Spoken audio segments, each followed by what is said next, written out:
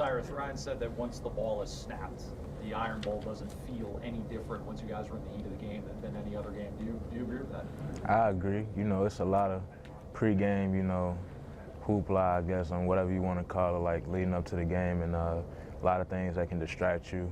And you just got to do a good job of just blocking all that out and treating it like it's any other game, and regardless of the circumstances or what type of rivalry this is, you know, once the game starts, you just got to focus in on your responsibilities, and everybody got to do their job to get the win. Do you find, though, that there's an added energy and preparation this week heading into this game just because it is a big rivalry, and obviously you guys are in a position to go to the SEC championship game and possibly beyond that? Yeah, I mean, as far as added motivation and preparation, I mean, I think we try to approach every game like it's the biggest game of the year, because in reality it is. If we lose this game, a lot of things can be lost, but we try not to approach it like that. I mean, obviously, like I said, we know what type of game this is, but we want to approach it like any other game and try to block out all the unnecessary distractions. You've been on a roll on special teams, and we know the last time it was special teams that, you know, they're them, but how important would it be for you to break one to your special teams in a game like this? I mean, anytime we get a chance to, you know, make a play on special teams, and even if we don't score a touchdown, just putting the offense in a better position once they get on the field. I mean, it goes unsaid how valuable it is, you know. I mean, I think people overlook special teams a lot, but we definitely know how important it is to the game. Look, I know you guys take a lot of pride in moving ahead, but I want to ask you about the play in 2013, the kick six. I mean, I know it gets played all the time. Mm-hmm. Are you tired of seeing it? Have you thought about it at all? And is it kind of an opportunity for you guys to go back into Jordan-Hare Stadium and play the same place we're at?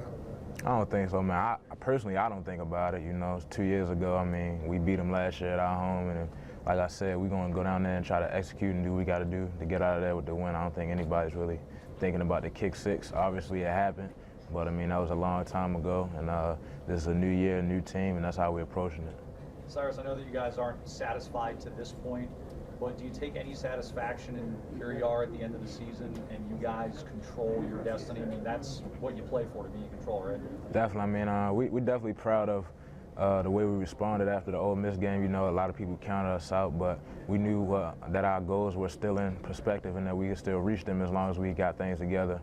The leadership on the team just carrying this team to new heights and as far as we can go, and everybody just being on the same page. And I think that's still in effect. I mean, of course, we're proud, but like you said, we're not satisfied at all. Job's not done, and we still got games to play and games to win, so to get to our ultimate goal. So we still trying to work hard and keep getting better. I mean, you mentioned how you played since the Ole Miss game. Was there a moment where you kind of realized, okay, we're on a roll now? Was there anything you put your finger on? I can't really pinpoint a specific moment, but it's just, you can just feel that we're reaching our stride and that we're getting better each week, and nobody's getting complacent. No matter how bad we beat a team or how big of a win we get, we just always know that there's room for improvement, and that's how we try to approach each week at practice. And that's going to put us in the best position to be successful on Saturday. So I know you guys haven't had a chance to really look at Auburn, but what do you think one of the biggest keys to victory is going to be in this upcoming Iron Bowl? I just think execution all across the board, just being able to put ourselves in position to make those big plays when we need to. I mean, we know they're going to make plays, and but just limiting the mistakes we make and just being able to kind of slow them down on offense and being able to run the ball effectively and make plays stop them from running the ball on defense and making plays on offense. I think that's what's going to come down to.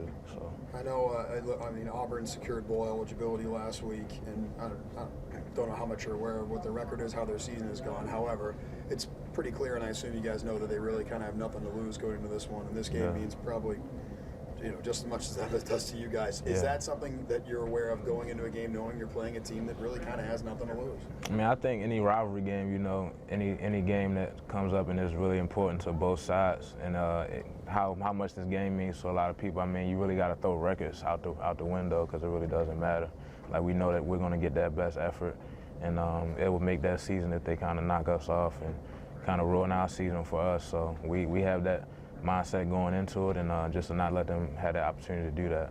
So. Do one more question, guys. Is it more difficult as a secondary not knowing exactly who's going to play quarterback every single down this week? I don't think so. You know, Gus Malzahn, we know what type of offensive coordinator he is. He's an aggressive play caller, and no matter the situation in the game, how much they're down or up, you know, he's going to make those plays and try to put his team in position to score points. So I don't think it really matters what type of quarterback they have back there. I mean, both of those guys are very athletic and make plays on that feet and through the air, and they got threats on the outside too. So for us as a secondary, it doesn't really matter. I mean, our job is to stop the receivers and just be in good position and run support, and that's what we're gonna try to do. Thank you guys, appreciate it.